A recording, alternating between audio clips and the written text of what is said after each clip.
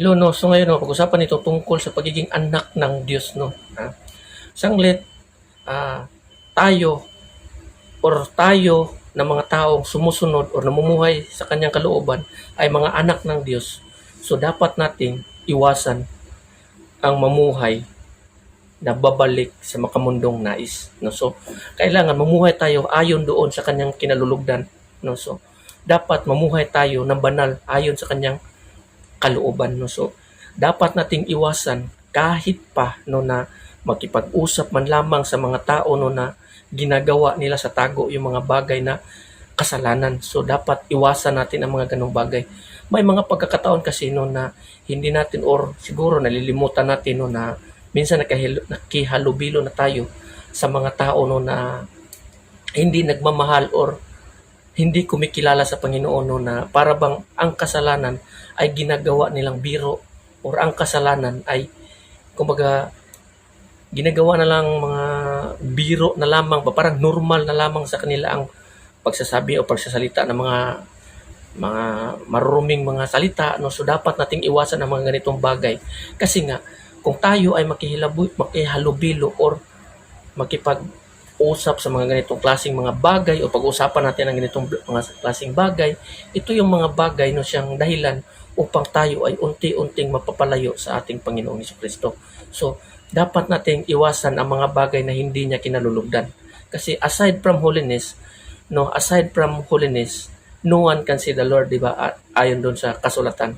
No, so aside from holiness, so may mga bagay din no, na hindi rin holiness no, na dapat nating iwasan. So dahil kailangan ayon dito sa Biblia bilang mga anak ng Diyos, kung tayo ay mga anak ng Diyos at namumuhay na tayo bilang bagong tao, bagong pagkatao no na tinanggal na natin ang dati nating suot no na may puno ng kasalanan at sinuot na natin ang bagong damit ng pagkamatuwid sa ating Panginoong Hesukristo. So kailangan tayo ay mamuhay ng banal ayon sa kanyang kinalulugdan at kalooban sa ating Panginoong Hesukristo. No? So dapat nating iwasan ang mga bagay na siyang dahilan upang tayo ay matumba.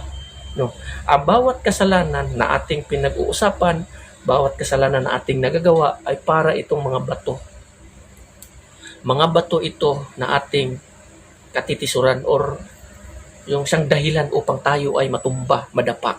No? So, kailangan nating bantayan ang bawat hakbang sa ating mga paa. Kasi ayon nga dito sa kasulatan, fix your eyes to the Lord Jesus Christ. No? So, kailangan nakapokus ang ating mata doon sa ating Panginoong Hesukristo. No? So, kasi bawat dito sa ating bawat paligid, bawat lingon mo, kaliwa, kanan, temptation na siyang hihila sa iyo at tapos yung pananampalataya mo kumbaga ginugrow cold, lumalamig. So pinapalamig niya yung pananampalataya mo. So ang tangi nating gawin is mananatili tayo doon sa ating pananampalataya sa ating Panginoong Hesukristo na huwag tayong kumiwalay kasi nga ang buhay natin dito sa mundong ito sandali lamang, no?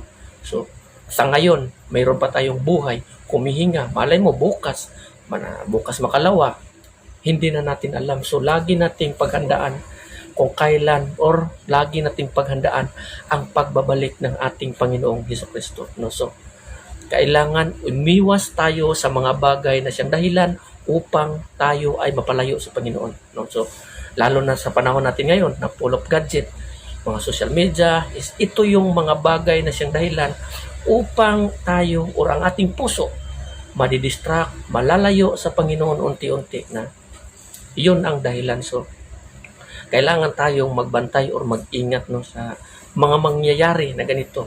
So, huwag sana nating hayaan no, na lamunin tayo no, ng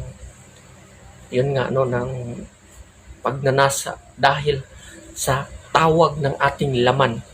Hindi lamang laman sa sexual immorality or sa adultery, kundi sa mga nais na gustong gawin or nais talaga na ng ating laman. So, kailangan mananatili tayong banal ayon doon sa salita ng Panginoon at sa kanyang kalooban. Sundin natin kung ano ang kanyang sinasabi hanggang sa pagbalik ng ating Panginoong Hesukristo. No, so, Ang sinabi dito sa kasulatan no, na kung tayo ay mamuhay ng matuwid sa ating Panginoong Hesus Kristo, bibigyan tayo ng Panginoon ng yung Espiritu ng Diyos na siyang magiging patik sa atin.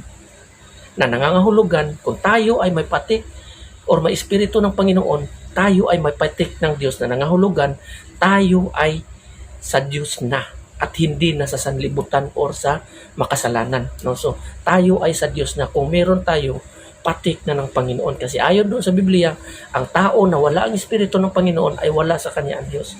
So, wala sa kanya ang patik ng Panginoon. So, ang patik na ibinigay ng Diyos sa atin, isa itong, kumbaga, mark, no, na sa mga araw, sa pagdating ng panahon, tayo ay tutubusin ng Panginoon. No? So, kung meron tayong patik, tayo ay pag-aari na ng ating Panginoon sa pamamagitan ng ating pananampalataya sa ating Panginoong Hesus Kristo.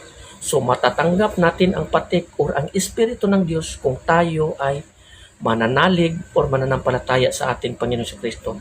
Isa itong marka sa atin upang sa pagdating ng panahon na tutubusin na ng Diyos ang mga tao na kanyang pag-aari, tayo na may patik ng Diyos, ng Espiritu ng Diyos, kukunin tayo. Hindi tayo magiging left behind. No? So, pagsikapan natin no, na mamuhay tayo ng kabanalan ayon mismo sa kanyang salita at kalooban. No? So, iwasan natin, ulitin ko, iwasan natin yung mga bagay na siyang dahilan upang tayo ay mapalayo sa Panginoon.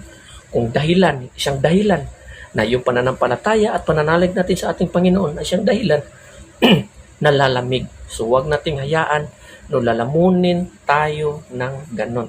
So patuloy tayong mananampalataya doon sa ating Panginoong Jesucristo hanggang sa kanyang pagbalik. At ayon doon sa kanyang mga pangako na sa mga oras sa kanyang pagbalik, kung tayo ay aabutan yan na buo o tapat pa rin sa kanya hanggang sa kanyang pagbalik, doon sa mga taong namumuhay ng matuwid at namumuhay ayon sa kanyang kalooban, matatanggap ng bawat isa ang mga pangako na binibitawan ng ating Diyos sa pamamagitan ng ating Panginoong Hesus Kristo. No? So, ang buhay na walang hanggan. No? So, yun ang dapat nating i-goal. Hindi yung mga bagay dito sa mundong ito na goal ko, yumaman, magkaroon ng magandang bahay, maraming negosyo. Hindi po yung ganun. Kung ganun po ang mindset mo, maliligaw ka. No? So, ang ating Panginoong Hesus Kristo ang pinaka-importante sa lahat. No? So hanggang dito na lang, no, and God bless everyone.